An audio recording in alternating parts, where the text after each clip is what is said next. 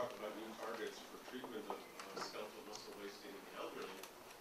And as you see from the agenda today, many of the topics are already covered in some detail.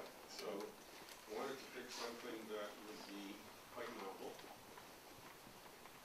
And one way to go about this, especially for sarcopenia, is to think about, well, what's different in the elderly compared to the base state of younger people. And we know that some things decline, especially anabolic signals, and you see the list there: alpha motor units in the spinal cord, several hormones, physical activity, dietary protein intake, and sleep. While catabolic signals increase, and several of these have already been targets of physical trials or clinical trials in either cachexia or sarcopenia, interleukin-6, inflammation, insulin resistance, and of course obesity. So if you think, and I will actually follow Fadi here quite directly, about what are the approaches we're currently taking to muscle anabolism, well, there's the direct anabolic treatments, androgens, growth hormone, IGF-1, resistance training, of course. There is the anti-catabolic side, which is blocking the inflammatory signals. Some of that has been tried with disappointing results, some of it with quite impressive results, such as IL-6 against cachexia.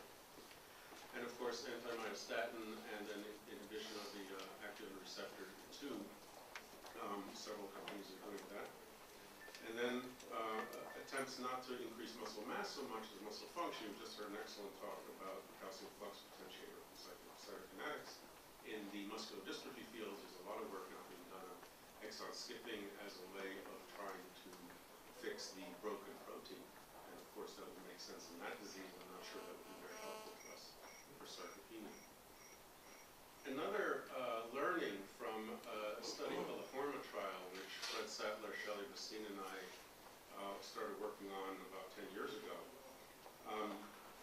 is that there is a really different kinetics to the response of mass and strength with pharmacologic intervention compared to with exercise. With exercise, as we all know, you can get a functional effect very rapidly within days, whereas the change in mass can take several weeks to months to be measurable. With pharmacologic interventions, we often see the opposite. And this is a trial of healthy elderly men, community-dwelling men, with low normal baseline IGF-1 levels who received either therapeutic growth hormone or testosterone or both. And what you see the red arrow pointing to is a graph of the change in lean mass and strength at week 8 in the black bars and week 17 in the gray bars, with 17 weeks of ongoing treatment.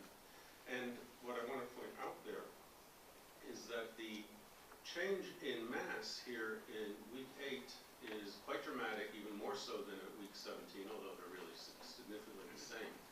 Whereas the change in strength takes until week 17 to see. In fact, the specific force in week 8 is somewhat low with this anabolic stimulus.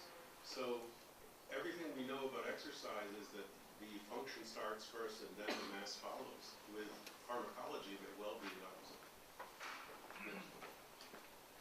So what are these potential target pathways that we're also interested in? And I'm very much indebted to David Last for this and several slides to follow. Of course, we have the anabolic pathway on IGF-1 and PI3 kinase. We have myostatin and TGF-beta superfamily as markers of the suppression of muscle growth. And we have the signal transduction pathways that have been discussed in other parts of the conference today and will be again tomorrow. Next slide. So I want to focus on just one possible area of interest for us and many others, which is around improving both mass and function by getting at what is markedly lost in sarcopenia, which is the innervation to the skeletal muscle. The alpha motor neurons are going away, the neuromuscular junctions are going away. And as we know, without a neuromuscular junction, you can't fire the muscle. Well, there's two parts here that I want to focus on. You just click once. One is the junction itself, and the other is the mitochondrion, both as an under-recognized or now receiving attention in sarcopenia for the first time organelle here, as well as the issue of the potential for innervation. So there's a common link between these two, and that link is the PGC1 alpha pathway.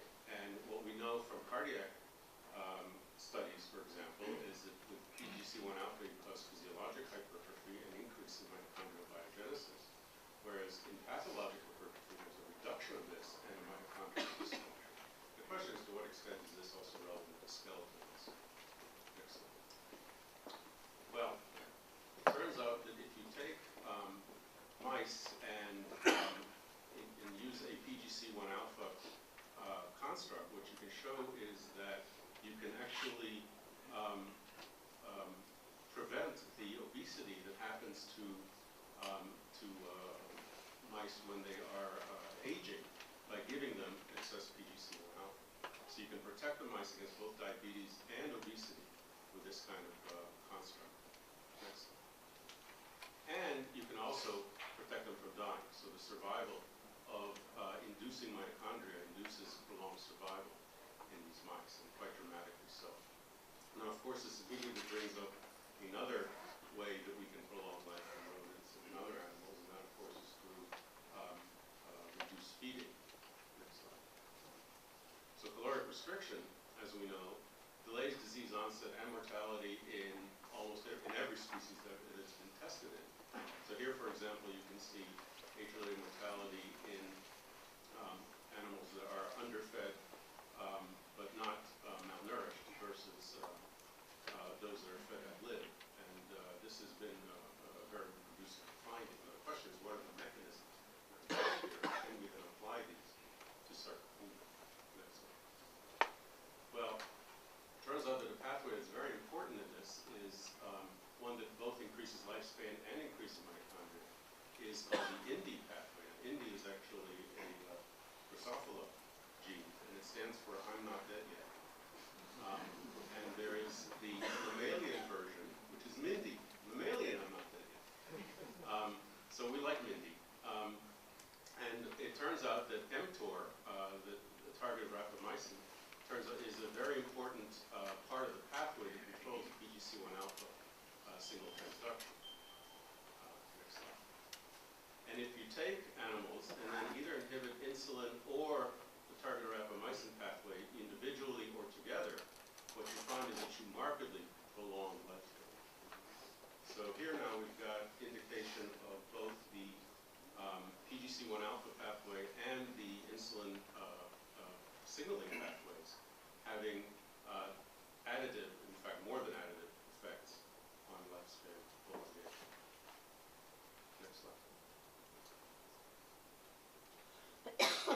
So sarcopenia is clearly a multifactorial process. There's a lot going on here besides what we used to think of, and I'm as guilty of this as anybody, that it's just a type 2 muscle fiber atrophy problem. But clearly there's also an issue with mitochondria, there's an issue with neuromuscular junctions, and there's a connection between them through this pathway I've shown you on the PGC1 alpha story that potentially leads us to new and exciting targets that will be able to really give us a much more physiological approach to the treatment of this condition than what we've been able to do so far.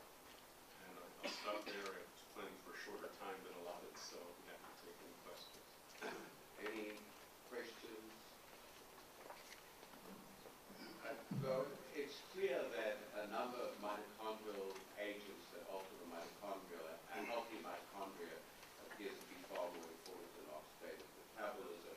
In the caloric restriction literature, they sort of thought of it as oxidative metabolism, and stopping that doesn't work. You want to comment on why you think that's the case, and the other part is in the caloric restriction literature, when you get to about a middle-aged mouse or rat, these tend not to work anymore for the common why that doesn't work.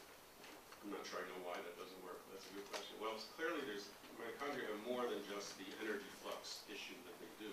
One thing that we understand now is that they're a major trigger of the apoptotic pathways that are probably related to the mechanism of the loss of muscle and other organ cell mass with age. An important point about the caloric restriction is that it actually doesn't even matter whether you do it through reduction in intake or increase in physical activity. And there's some beautiful studies showing that if you make mice run to the point of the energy differential being the same, you will cause the same prolongation of life. So it's not actually just a reduction of throughput. the hypotheses here in gerontology, of course, go back to the 1920s and the rate of living hypothesis of Pearl, which, basically still what we're looking at in many ways. And I don't think we've yet advanced to a molecular understanding of what this is. May I ask a question? And it's about the apparition of big increase of muscle strength with a considerable time lag after a big increase of muscle mass. What's going on there? Is it that the muscle myofibrils built up and the mitochondria took a while to catch up? Or is there some other known correlate of that quite phenomenal lag? I'd love to know the answer to that, and I'd be happy if anyone in the audience can help us, but we honestly don't know.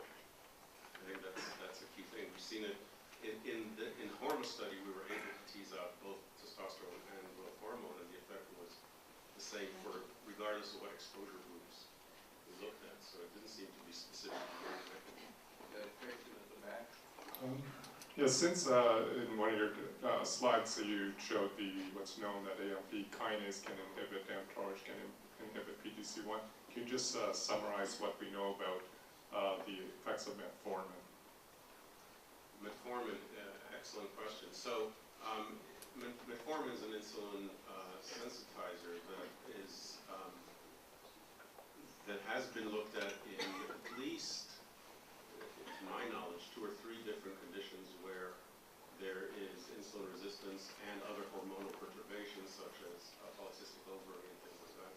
You definitely see improvements in muscle mass in models where metformin has been used. I don't know of any attempt to use it in sarcopenia and clinical studies. However,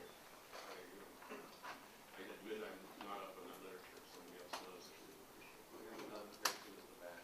Right. Hi. Actually, a question and a comment.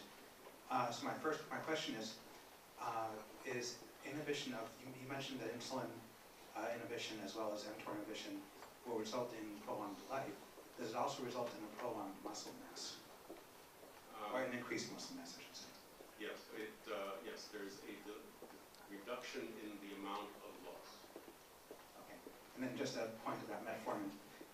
My colleague, Don Wei Lee at Anderson, actually has a paper coming out demonstrating that patients treated with metformin with pancreatic cancer, and not in the metastatic but in the locally advanced settings, seem to live longer than patients not treated with metformin. We have a question up front. Either shout or the microphone's coming. Again, Dr. Shock. I was very much interested in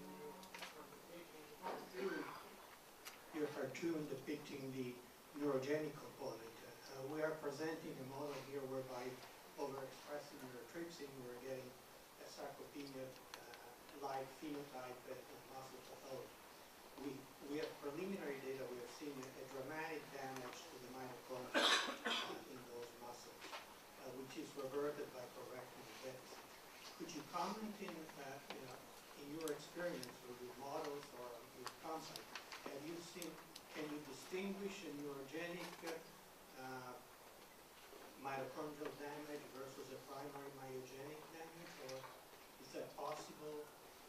I don't know of any data that would support that yet, but it's a very good question. I don't think we've done this.